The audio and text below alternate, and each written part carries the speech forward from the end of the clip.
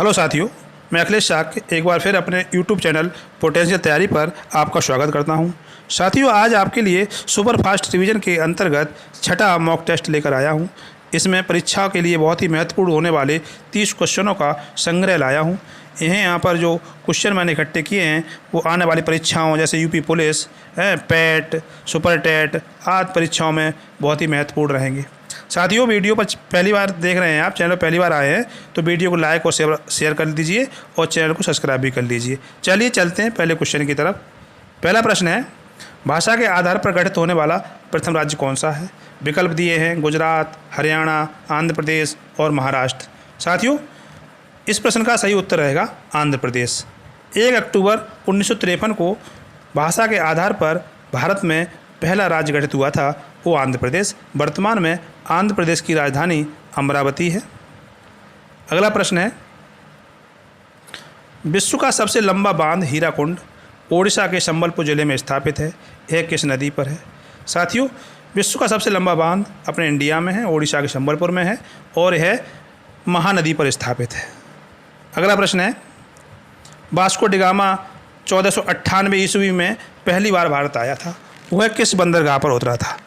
साथियों, Vasco D gamma पुर्तगाली नाविक था जो पहली बार 1498 ईस्वी में आया, इसके बाद 1502 ईस्वी में आया और अंतिम बार 1524 ईस्वी में। वह अपनी लाइफ में 3 बार भारत आया था और उसकी डेथ भी यहीं हो गई थी और उसे कोच्चि में दफनाया गया था। बाद में उसकी अस्थियों को लिस्बन ले जाया गया। तो साथियों, पहली बार जब ये आया था तो कालीकट बंदरगाह पे उतरा था, तो सही विकल्प है इसका डी, कालीकट। अगला प्रश्न है, किस जल संधि को भूमध्य सागर की कुंजी कहा जाता है? विकल्प दिए हैं बेरिंग जल संधि, बॉवेल मंडेव जल संधि, जिब्राल्टर जल संधि और मैगलन जल चैनल। साथियों, भूमध्य सागर की कुंजी कहे जाने वाली जल संधि है जिब्राल्टर, तो सही विकल्प है इसका सी, जिब्राल्टर जल संधि भूमध्य सागर और अटलांटिक महासागर को जोड़ती है। अगला प्रश्न है, किसकी संस्तुति पर संविधान में मूल कर्तव्यों का समावेश किया गया? साथियों, बताते चलें कि मूल संविधान में मूल कर्तव्यों का उल्लेख नहीं था। इसे सरदार स्वर्ण सिंह समिति की सिफारिशों पर संविधान में 42वां संविधान संशोधन अधिनियम 1976 के द्वारा जोड़ा गया। तो इस प्रश्न का सही उत्तर रहेगा विकल्प ए, स्वर्ण सिंह समिति। स्वर्ण सिंह समिति ने 8 मूल कर्तव्यों को संविधान में जोड़ने की सिफारिश की थी, बट सरकार ने 10 मूल कर्तव्यों का समावेश किया था, किंतु वर्तमान में भारत के संविधान में 11 मूल कर्तव्यों का उल्लेख है। अगला प्रश्न है, भारत का रूर किसे कहा जाता है? साथियों, एक्चुअल में रूर जो प्रदेश है वो जर्मनी में एक कोयला क्षेत्र है। तो भारत में कोयला का जो प्रमुख क्षेत्र है उसे भारत के रूर की संज्ञा दी गई है और इसका सही उत्तर है विकल्प डी, छोटा नागपुर का पठार। इसका अधिकांश भाग झारखंड में पड़ता है। अगला प्रश्न है, नीलगिरी की सबसे ऊंची चोटी कौन सी है? साथियों, नीलगिरी के बारे में बात करते हैं तो नीलगिरी पूर्वी घाट और पश्चिमी घाट को जोड़ने वाली श्रेणी है, अतः इसे नीलगिरी को पर्वत ग्रंथि या पूर्वी घाट और पश्चिमी घाट का जंक्शन भी कहा जाता है। तो नीलगिरी की सबसे ऊंची चोटी है डोडा बेट्टा। सही उत्तर है विकल्प ए, डोडा बेट्टा। अगला प्रश्न है, कांग्रेस की प्रथम भारतीय महिला अध्यक्ष कौन थी? विकल्प हैं एनी बेसेंट, सुचेता कृपलानी, अरोड़ा आशफ अली और सरोजिनी नायडू। साथियों, कांग्रेस की पहली भारतीय महिला अध्यक्ष थी सरोजिनी नायडू, तो सही उत्तर है इसका विकल्प डी, सरोजिनी नायडू। जबकि एनी बेसेंट के बारे में बात करें तो एनी बेसेंट कांग्रेस की प्रथम महिला अध्यक्ष थी। अगला प्रश्न है, चक्रवर्ती गुप्त सम्राट समुद्रगुप्त को भारत का नेपोलियन किसने कहा था? विकल्प हैं Winston Churchill, Vincent Smith, Valentine Chirol और लॉर्ड मैकाले। साथियों, समुद्रगुप्त एक अजय चक्रवर्ती सम्राट था जिसने कभी हार का सामना नहीं किया। जितने भी युद्ध उसने लड़े सभी जीत लिए थे और उनकी विजयों को देखकर इतिहासकार, अंग्रेजी इतिहासकार विंसेंट स्मिथ ने समुद्रगुप्त की तुलना नेपोलियन से करके इन्हें भारत का नेपोलियन की संज्ञा दी।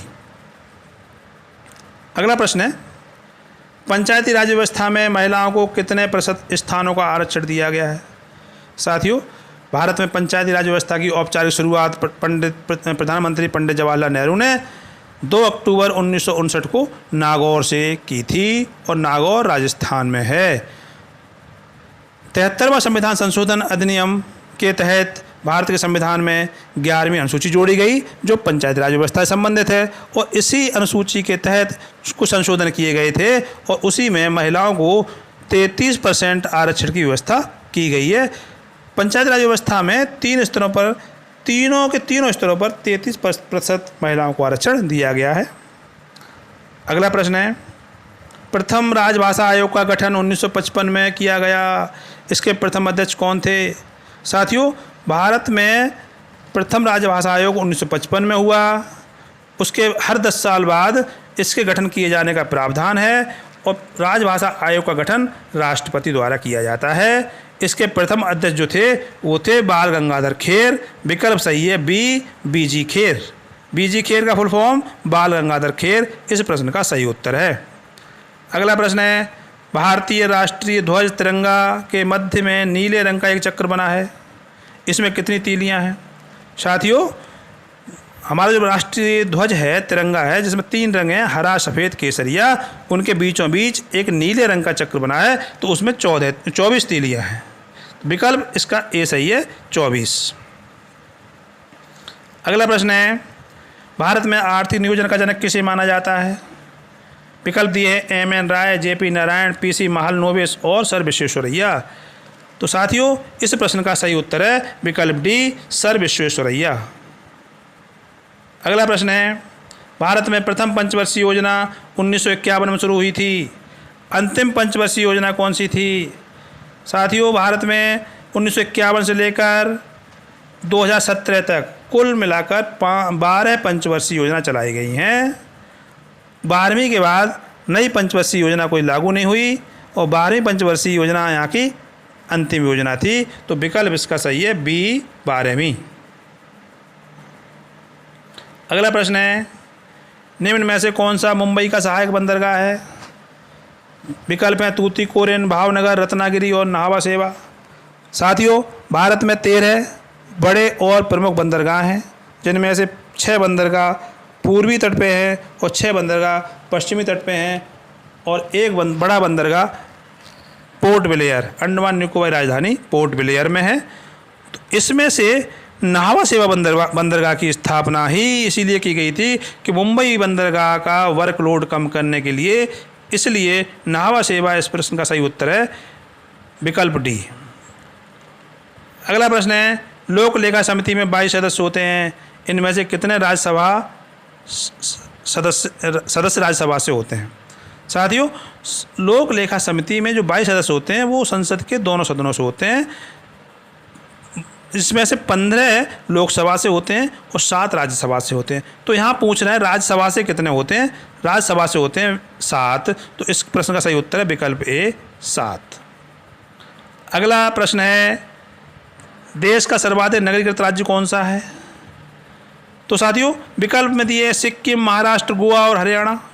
इस प्रश्न का सही उत्तर है विकल्प सी, गोवा, जो भारत का सर्वाधिक नगरीकृत राज्य है। अगला प्रश्न है, किस वैज्ञानिक को आनुवांशिकता का पिता कहा जाता है? विकल्प में Linnaeus, Gregor John Mendel, Louis Pasteur और लुई ब्रेल। आनुवांशिकता का जनक या पिता कहे जाने वाले ग्रेगर जॉन मेंडल थे और ये इस प्रश्न का सही उत्तर है विकल्प बी, ग्रेगर जॉन मेंडल। अगला प्रश्न है, रक्त का थक्का बनाने में कौन सा विटामिन सहायक होता है? विकल्प दिए vitamin B, vitamin D, vitamin E और विटामिन के। साथियों, रक्त का थक्का बनाने के लिए विटामिन के सहायक होता है तो विकल्प डी इस प्रश्न का सही उत्तर है। अगला प्रश्न है, किस भारतीय नदी को जैविक मरुस्थल भी कहा जाता है? साथियों, विकल्पों में दिया है यमुना, कोसी, दामोदर और हुगली। यमुना की बात करें तो वैसे तो यमुना वर्तमान में भारत की सबसे प्रदूषित नदी है, सर्वाधिक प्रदूषित नदी है, लेकिन इससे पहले दामोदर भारत की सर्वाधिक प्रदूषित नदी होती थी। जैविक मरुस्थल कहा जाता है तो इस प्रश्न का सही उत्तर है दामोदर। दामोदर नदी जो छोटा नागपुर पठार से निकलती है, ये हुगली की सहायक नदी है। तो यह इसी को जैविक मरुस्थल भी कहा जाता है। अगला प्रश्न है, किस नगर का प्राचीन नाम महोदय नगर है? विकल्प में दिए थानेश्वर, जयपुर, हैदराबाद और कन्नौज। इस प्रश्न का सही उत्तर है विकल्प डी, कन्नौज। कन्नौज को महोदय नगर के नाम से भी जाना जाता था। अगला प्रश्न है, किस भारतीय राज्य को टाइगर स्टेट भी कहा जाता है? विकल्प में कर्नाटक, मध्य प्रदेश, गुजरात और उत्तराखंड। साथियों, मध्य प्रदेश में सर्वाधिक टाइगर रिजर्व बनाए गए हैं, इसलिए मध्य प्रदेश को टाइगर स्टेट के नाम से भी जाना जाता है। विकल्प बी इस प्रश्न का सही उत्तर है। अगला प्रश्न है, हर्षवर्धन व पुलकेशिन द्वितीय के बीच किस नदी के तट पर युद्ध हुआ था? साथियों, हर्षवर्धन की राजधानी कन्नौज थी और उत्तर भारत का प्रमुख शासक था। इसी के समकालीन दक्षिण भारत में चालुक्य नरेश पुलकेशिन द्वितीय शासन करता था। हर्षवर्धन ने नर्मदा नदी तक अपना साम्राज्य विस्तार कर लिया था। नर्मदा के पार साम्राज्य विस्तार को लेकर पुलकेशिन से इसका युद्ध हो गया नर्मदा नदी के तट पर। साथियों, इस प्रश्न का सही उत्तर है विकल्प बी, नर्मदा नदी। अगला प्रश्न है, मराठा साम्राज्य के संस्थापक शिवाजी थे, इनकी राजधानी कहाँ थी? साथियों, शिवाजी ने अपनी राजधानी रायगढ़ को बनाया था, तो इस प्रश्न का सही उत्तर रहेगा विकल्प ए, रायगढ़। अगला प्रश्न है, जौनपुर में स्वतंत्र की राजवंश की स्थापना किसने की थी? विकल्प दिया है फिरोज शाह तुगलक, मलिक सरवर, इब्राहिम शाह, अलाउद्दीन मसूद शाह। साथियों, अगर जौनपुर नगर की बात करें तो जौनपुर नगर बसाया था फिरोज शाह तुगलक ने। फिरोज शाह तुगलक ने इस नगर की स्थापना अपने चचेरे भाई जूना खां उर्फ मोहम्मद बिन तुगलक की स्मृति में बसाया था। लेकिन जौनपुर में स्वतंत्र राजवंश की स्थापना, सरगी राजवंश की स्थापना मलिक सरवर उर्फ ख्वाजा जहां ने की थी। इसलिए इस प्रश्न का सही उत्तर है विकल्प बी, मलिक सरवर। अगला प्रश्न है, भारत में एकल नागरिकता का प्रावधान है। एकल नागरिकता अर्थात इकहरी नागरिकता, सिंगल सिटीजनशिप, यह किस देश के संविधान से ली गई है? तो ये प्रावधान किस देश संविधान से लिया गया है? तो इस प्रश्न का सही उत्तर रहेगा ब्रिटेन। विकल्प ए, ब्रिटेन। भारत में ब्रिटेन के संविधान से नागरिकता का प्रावधान लिया गया है और इस संविधान के भाग 2 में अनुच्छेद 5 से 11 तक उल्लिखित है। अगला प्रश्न है, किस देश को यूरोप का मरीज भी कहा जाता है? विकल्प में है इजराइल, जॉर्डन, मिस्र और तुर्की। साथियों, तुर्की एक ऐसा देश है जिसका विस्तार यूरोप और एशिया दोनों महाद्वीपों में है, इसलिए तुर्की को यूरोप का मरीज कहा जाता है। विकल्प डी इस प्रश्न का सही उत्तर है। अगला प्रश्न है, हुमायूं की जीवनी हुमायूं नामक पुस्तक किसने लिखी? साथियों, जीवनी जो होती हैं वो किसी अन्य रचनाकार के द्वारा लिखी जाती हैं, जबकि आत्मकथा व्यक्ति स्वयं लिखता है। तो ये जीवनी है, तो हुमायूं की जीवनी हुमायूं थोड़ी लिखेगा, वो कोई और ने लिखी होगी। तो वो लिखी थी हुमायूं की सिस्टर ने, बहन ने, जिसका नाम था गुलबदन बेगम। विकल्प सी इस प्रश्न का सही उत्तर है। अगला प्रश्न है, भारतीय क्रांति की माँ किसे कहा जाता है? विकल्प दिया है सरोजिनी नायडू, मैडम भीखाजी कामा, मदर टेरेसा और कस्तूरबा गांधी। भारतीय क्रांति की माँ के लिए विकल्प सही रहेगा बी, मैडम भीखाजी कामा। मैडम भीखाजी कामा ने भारतीय स्वतंत्रता के लिए काफ़ी प्रयास किए थे, बहुत कोशिश की, यूरोप के कई देशों का भ्रमण किया था। 1907 में इन्होंने कांग्रेस सम्मेलन में भाग लिया था, तो वहाँ पर भारतीय स्वतंत्रता का झंडा भी फहराया था जर्मनी के स्टुटगार्ट शहर में। इसीलिए भारतीय क्रांति की माँ के लिए सही उत्तर रहेगा मैडम भीखाजी कामा। अंतिम प्रश्न है, ओजोन गैस किसका अपरूप है? विकल्प दिया है oxygen, carbon dioxide, sulphur dioxide और मीथेन। साथियों, ओजोन गैस का रासायनिक सूत्र है O3, इसलिए इस प्रश्न का सही उत्तर है विकल्प ए, ऑक्सीजन। ओजोन गैस ऑक्सीजन का अपरूप है।